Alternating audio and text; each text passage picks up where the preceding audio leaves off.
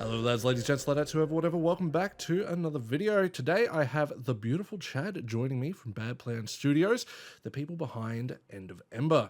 So Chad, if you want to introduce yourself and talk about Bad Plan Studios, please go for it.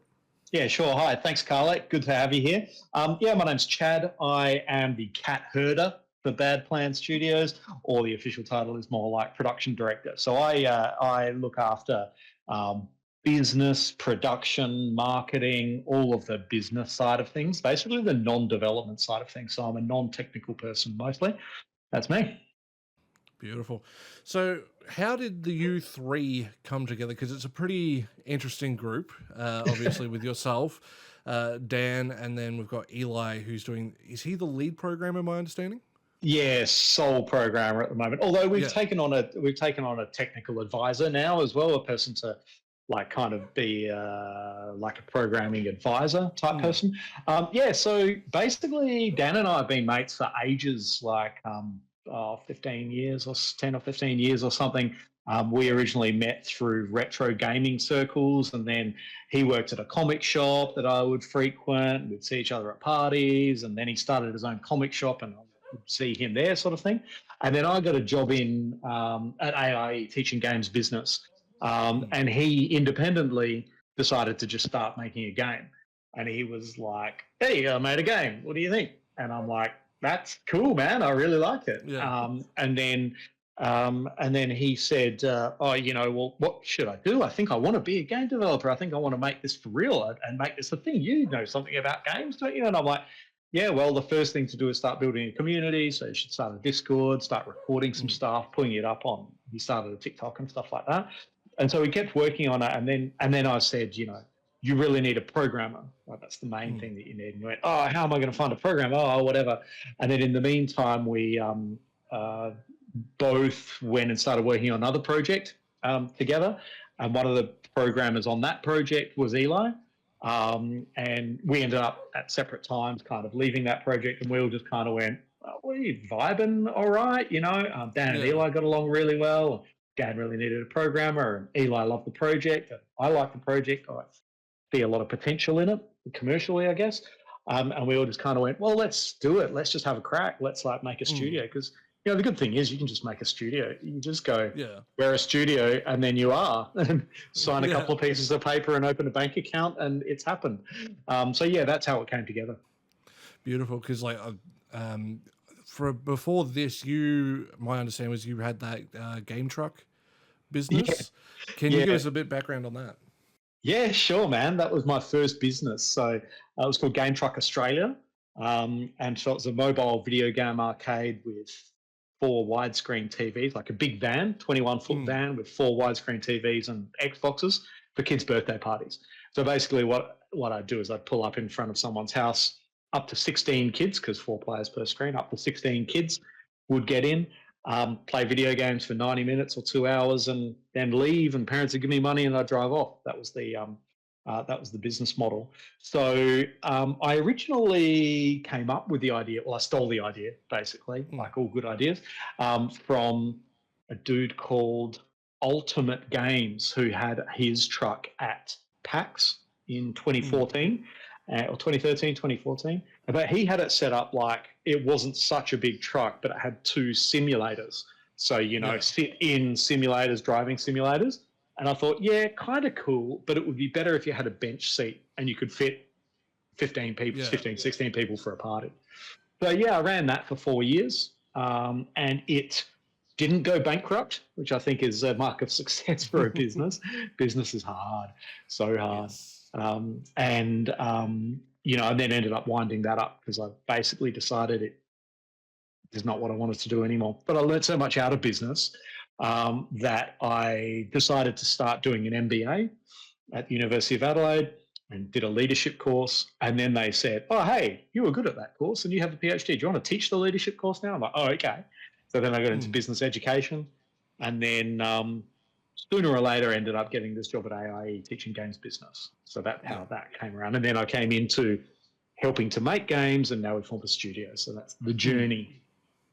So with that journey you've had, over the better part of the last decade or so, Because let's be real, gaming in Australia is not, to the same size as it is in, the bigger markets like America and, some European countries. Do you find that it's a bit of a challenge trying to, kind of explain what you do to, say, the everyday person here? Or do you think most people these days sort of get it? It really depends. I think people are becoming a lot more educated, so it's becoming easier. But look, to be honest, um, Dan's still not sure what a producer does. He's my co-founder, so it is. It's easier to say that you handle the business stuff. I think if you say I do the marketing and I create all the content for social media, people get that. But there is an interesting thing in Australia, I think, a real challenge in Australia in indie game dev, where a lot of people don't get the value or the need for just business generally, like just a business sensibility and the business mindset and the productivity mindset and all of that sort of stuff. It's very much a mindset and a culture thing. Because I think in some ways Australia punches above its weight hugely. I mean, you look at some of the games that come out of here, and like the number of games, the number of studios, probably per capita, and all of that sort of thing is quite punching above its weight. But in some ways, the industry is still growing, is still very young, in the sense that we have this idea that games are art, and just make a game, just make it good, and then you'll profit, So people don't realize all of the stuff behind it. So quite often, students who finish their first or second year, so before they come and study game business with me, they'll finish their first or second year, they'll go to their head of school and say, oh, I don't need to study game business. It's fine. I'll go and make a studio and publish my game.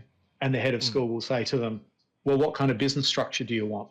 And they go, what's that? What's the business structure? And they say, that's why you need to study games business. Because are you going to be a sole trader? Are you going to be a partnership? Are you going to be a proprietary limited company? And that's just one small piece of the whole business piece that's needed. So I think although Australia punches above its weight quite a lot, and it's not to do with population either. So in New Zealand is like a much more mature industry in terms of the grants and things that are available, but in terms of the general level of education around business in particular. And you're seeing even more like high quality, really successful games coming out of New Zealand because of that. So, just going on what you just said there with the grants, how do you feel as an indie studio, something where you've got, especially a playable prototype that obviously I've spent quite a bit of time in because I adore it. But thank you. In that, nothing like a little bit of brown nosing in the middle of the interview. But like with those grants, do you feel that it's something where there might be too much of a hurdle to get, or there's not enough of them kind of going around? What would you sort of like to see in terms of like actual support from, say, a government side of things, or even like a private sector grant, something like that, to sort of help boost the industry in general? Yeah, I mean, it's hard to argue with the fact that there needs to be more grants. So I do think there does need to be more support. I couldn't in good conscience say that there is already enough and that it's all fine. I think that it definitely helps. The core challenge behind indie game dev is that you have to create a product that takes 2 or 3 years before you get any income. And it's a highly volatile and highly variable and risky kind of proposition to make a game, because is it going to hit with the market sort of thing? And so, it might be easy to solve that problem by saying, well, just inject some money in there and then they'll be able to make the game and then make money. The core problem with games generally as a business is that there's just so many of them. And that's with grants, right? So, so there's something like 35 games a day published on Steam. And that's 35 games a day. That's just so many. And whenever there's a grant round, it's so competitive because there are so many people kind of applying for it. I do think that some agencies, there's a possibility that some agencies aren't oriented around the commercial potential of games. And I'm not necessarily saying that all games have to be commercial. They are sometimes artistic, and there are things more important than money. but studio sustainability is quite important. So I think that sometimes grant funding bodies have been oriented more towards maybe narrative games or the artistic or the appeal of the game or a particular type of game, rather than its marketability, its ability to hit an audience or whatever. So I think there is that. But I think the big thing that's missing, and I'm biased in this, but the big thing that's missing is learning, learning and mentorship and support for development of studios around business and marketing. And I'm by no means an expert, like I teach it, but I certainly know a bit more than my students, probably know a bit more than your average dev about business and marketing and all of that sort of stuff. But I'm not like a world expert by any means. So I still have a lot of learning to do. But I think that I was talking with a colleague in government about this, and she was saying, and I totally agree, that the number one thing that is needed is more is like a grant that goes hand in hand with some mentorship. So like a partnership type model, right? Because I think what often happens is the government will go, oh, here's 100 grand or 150 grand. And indie devs go, oh my God, that's so much money. I've never seen that much money in my life, without realizing that that's like 9 months of development. So that's probably a third of your development if you're lucky, sort of thing. And it runs out very quickly. And then they're like, okay, there's your money. And then after that time, okay, where's your game? Sort of thing. Yeah. And I think that more of a partnership model, more of a kind of, there's some money and here's a mentor as well. And the mentor is going to be checking in with you, which is what publishers do. So publishers will often have a producer. So a producer who's provided by the publisher to check in every month or check in every 2 weeks and check on progress and say, how are you going? Do you have any problems? And, all of that sort of thing. So I think more learning, more support, more mentorship would really help the industry grow and be more successful and mature more. So just to touch on something you said there with the whole mentorship, as you've been doing your Mentor Mondays, which have been wonderful to watch, always fascinating to get a bit of a behind the scenes there. What sort of inspired you to start doing that just as a series, like on the Bad Plans YouTube page? Yeah, and I have to say, I'm glad you like it, because not many people do. The numbers are not great, and it's like people look at our channel and they go, "Yeah, that's a bit crap. Like, why would you be doing that? Because it's just face to camera and it's long and it tends to not be very focused. So it's not good marketing for the game at all. But I do think that some people appreciate it. So thank you for your comment there. It's a really simple thing. A kid emailed me, one of my old Facebook friends messaged me and said, oh, hey, you work in games, don't you? My son is doing a research project in year 10 or year 11, and he's got some questions. Could you answer some questions for him? And I said, yeah, sure, absolutely. And I said, could we do it as an interview? Because it's a lot easier for me to do a conversation like I am with you now. And she was like, oh, he's really nervous about that. He might just email some questions through. I'm like, okay, but typing answers out. Yeah. So then I went, I'll just break it up into questions and do a video on each one and then publish it. And it's taking a lot longer to get them edited and get them out, content, right? Taking a lot longer to get them out. But in the end, I'll package them all up and I go, here's a 15-minute video for you to answer all your questions. So it's literally a kid at school who is doing a research project about getting into the games industry and wants an expert to give them advice. And so that's where it comes from. But I also like, another piece that I have is I put a piece out and said, have you got any questions? Any questions for us about games or the industry or business or End of Ember? Like, ask us questions, because that's good content to be engaging your community and things like that. And so it's part of that kind of, there's a content stream around education and advice and mentorship and answering people's questions and stuff. Because another question I wanted to ask, like with that mentorship, with those videos, you guys also post regular behind the scenes sort of stuff showing the progress and throwbacks to things you've done in the past and sort of how they've changed over time. How important is it to you and the team in general to share the entire journey? Oh, super important. I mean, it's good content, right? Again, I'm so crass. I just want people to look at our game and give us money for it eventually. But a lot, right? Like and people love that. I think the audiences in general like to feel like they're a part of the journey.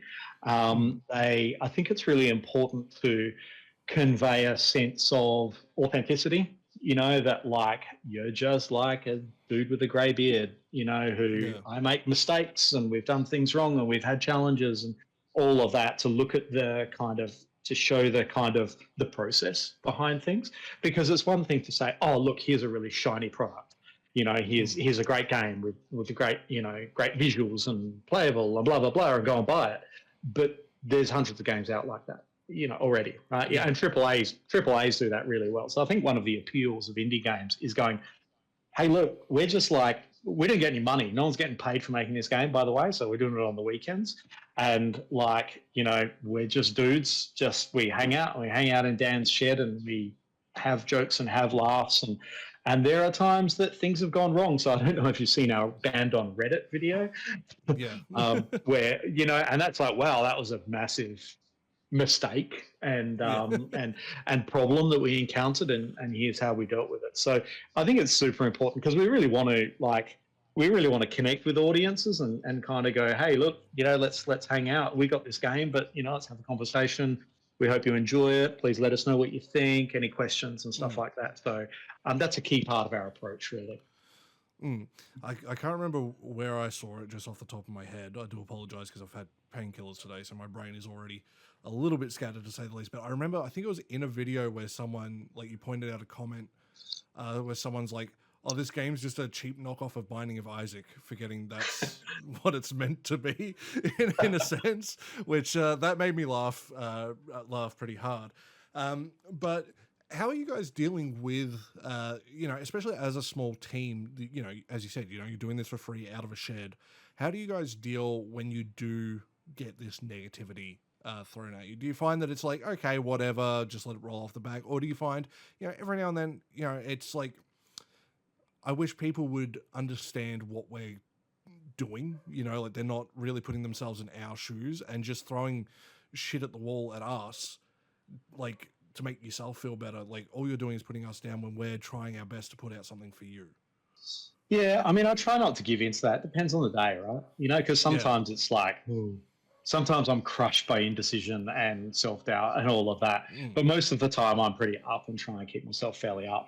But it's different. It can be different depending on what's going on, right? So that Reddit experience was like, that was one where it's like, oh my God, there is such a thing as bad publicity. When people are telling you that this is child porn and you're going to be sent to prison, you want to nip that in the bud. So we cancelled all that content and actually changed the game and all that sort of stuff, because we don't want that kind of attention, and people are focusing on the wrong things. We want people to be offended by the gore, not anything else, and the violence. So in that case, we're kind of like, wow, this is really serious. We have to do something about this. But most of the time, the best advice I've heard is that when anyone is negative towards you or like that, is that you just drown it out with kindness and you just drown it out with positivity. So I'll always say, I mean, I think one of the things is that the comments like that, oh, this game is like Binding of Isaac or whatever, I think people are like, not necessarily being negative. They're not necessarily saying it's shit, it's a clone. They're just like making that connection. And I think people like to be clever, right? They like to go, oh, this reminds me of blah, sort of thing. So I always say like, oh yeah, good call. Yeah, exactly. That is one of our inspirations for sure. And it's interesting, it shows. When you've got people face to face, it's a little bit different, because a lot of people will be like, oh, Binding of Isaac, I love that game. Give me a go. Yeah. And it doesn't it's translate. Right, yeah, it's the same observation, but a different interpretation. So I always try and take the most positive interpretation. I'll tell you one funny one that we had like yesterday, though, was one person going, oh my God, what a rip-off of Hotline Miami. And I was like, huh? And I was like, oh, well, that's a new one. And he's like, what do you think you're doing, bro? And I'm like, thanks, man. Like, haven't had that interpretation before, but hey, that's really flattering. Yeah, sort of thing. I'm honestly struggling to see that, but I mean, it's top down. It's 2D. There's lots of blood, fair bit of gore. It's action. It's kind of, there are some connections, but I'm going to actually meme that one. I'm going to do some content out of that. Kind of work off that. So I think 90% of the time, you just got to be positive. You got to realize maybe someone's had a bad day. Maybe they haven't had their painkillers today, or they're feeling grumpy, or or you've hit a sore point because of it's their favorite game, or they hated Binding of Isaac, or they think Ed McMillan's a dickhead, or it's not a game worth honoring, or whatever, and just let it roll off the duck's back, because the majority of the people are like, this is rad, we love it. So. Yeah, and like as you said, like the stuff with the Reddit stuff, it's where people are just twisting it and taking it their way because they have their worldview that's from their experience. And, unfortunately, in certain circumstances, that worldview is very horrible. Like I remember my Tack and the Power of Juju video. I made a little statement just stating, look, this game is from like 2004. The jokes are a bit dated. Like by today's standard, we'd probably say, look, it's a little racist. It's a little insensitive. As I was telling you just before we started this, I'm currently playing through Ride to Hell Retribution. The game is extremely misogynistic. And I'm not someone who really gets that offended by it. Like I can live with, like, oh, men need to be the mechanic joke and stuff like that. Like it's a joke. I don't take it seriously. But when it comes to, okay, this is what I believe, then I have a big problem. And, I think there are people who have gone from this was once a joke to me to now I believe everything is this bad thing. And, it's just something that, it frustrates me from an outside perspective because I am someone who has made my own couple of games in the past. Nothing that I've released to public because they weren't particularly good. Like I made one, I think it was called like Emo Pac-Man, where I made a Pac-Man game from scratch, but I gave him an emo haircut and just played like 2001, 2002 emo bangers from the radio and that. Cool. The good times, You should put it on itch. Put it on itch.io, man. There's heaps of crap games on there. If I can find it, I might. But like I started, I've dabbled with a bunch of different engines trying to learn and everything like that. But it sort of brings me around to with Eli. I feel like when I say it, it feels condescending, but being able to do it like via voice, I think will come across a lot more genuine. I am just so impressed by what he is able to do, given his situation. What's it like working with someone who is so talented, given his disability? Oh, it's cool. Yeah, Eli's rad. We love him. It's really hard though because he's like, I mean, he's also like just a guy. Like he's the same as anybody. He has the same, the same fears and the same, desires, and he like all of that. So it's cool working with Eli because he's Eli. Nothing to do with either his talent or his disability. He's just a great guy. He's got a wicked sense of humor. So funny, like when he first came into the space, the other project he was working on, he came into Game Club and he said, yep, first order of the day, I'm going to code myself some new arms. And like he's just funny. He has a really good sense of humor, super resilient, great problem solver, really smart. So in a way, he's special. In a way, he's Eli. He's our program. Yeah, he's just cool. One of the boys. Yeah. And also with that, he's having a great sense of humor. Now, obviously, the game has a pretty dark sense of humor throughout. I need to ask this one question: the fuck is with the sperm bullets? Like, I get it. I buy it every time I see it when I play. But like, why? Is all I have to ask. Super spunt. Yes. I don't know. I think, you'd have to ask Dan, and I think that he'd probably just be like, "Well, it's just funny. It's just weird. Yeah. It's funny, isn't it?" So Dan gets he gets a lot of gets a real vibe, or gets a lot of energy off people's reaction to his work. And so in the past, he's done comics and drawings and things like that are over the top, like actually way over the top stuff that's like not cool. And like maybe some of the previous content in the game that we've cut might fall under that category. But, like for you to say, what is with that? It's so weird. I buy it every time. He's like, that's why.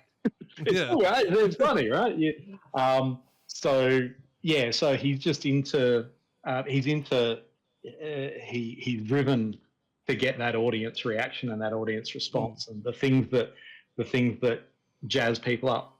Mm. give them a great response. You know, when you got the sperm gun and the Yes, chain gun at the same minigun. time. Yeah, yeah. That was brilliant. I've never seen that. I've played the game dozens of times, and I've never had that build myself. Those two combinations of things. And we Yeah, were I've had a like, wow, few. it held up. It I've, held up. The performance held up. That was impressive.